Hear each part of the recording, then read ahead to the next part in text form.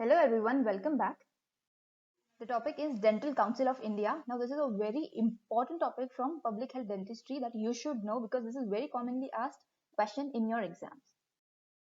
So what is this Dental Council of India? Now we are the dental professionals, so we should know about the ethics of our profession, rules, regulation and about the administration. Now who give this rules and regulation? So this regulations they are given by or they are regulated by this Dental Council of India. So the Dental Council of India, it was formed on 12th of April 1949. The headquarters of this DCI, it is in New Delhi. Now what is the composition of this DCI?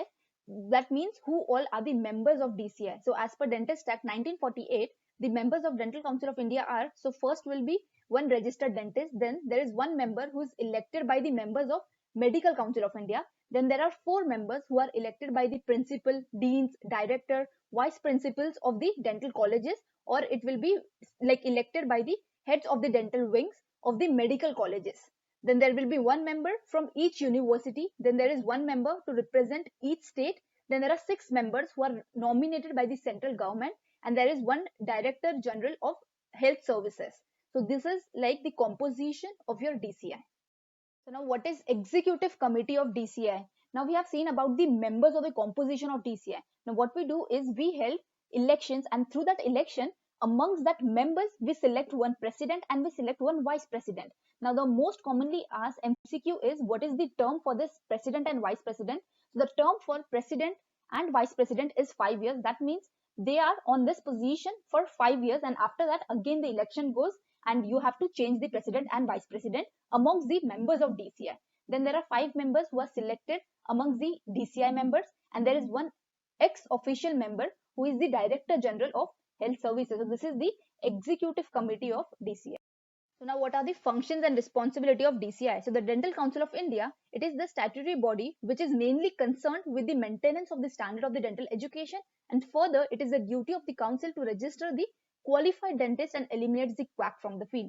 Now the functions are, so the first function is it forms the basic principle for maintenance of the minimum education standard for your BDS degree. Like now how your BDS degree, it should have that proper education standard. That means over here now we have 4 years of normal studies and we have 1 year of internship. So this standard, it is given by this DCI.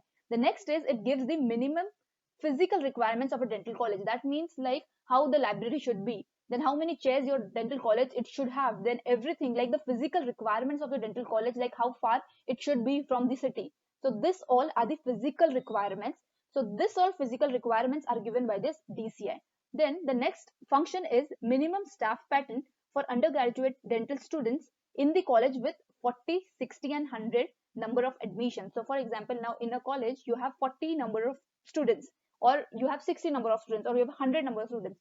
So how many staff you should have in that particular college for the undergraduate dental students? So that is given by this DCI. Like for example, if there are 40 students, so there should be like at least 4 teachers or 4 staff members for that 40 students. So this all is given by DCI. The next is basic qualification and teaching experience which is required to teach the BDS and the MBS student. So now the next is like how much the teachers who are coming for teaching, they should be qualified, and about their teaching experience. So how much teaching experience is required if you want to teach the BDS and the MDS students. So this all is given by again this DCI. The next is general establishment of the dental facilities, is duration of course and the selection of students. So all this is again given by this DCI.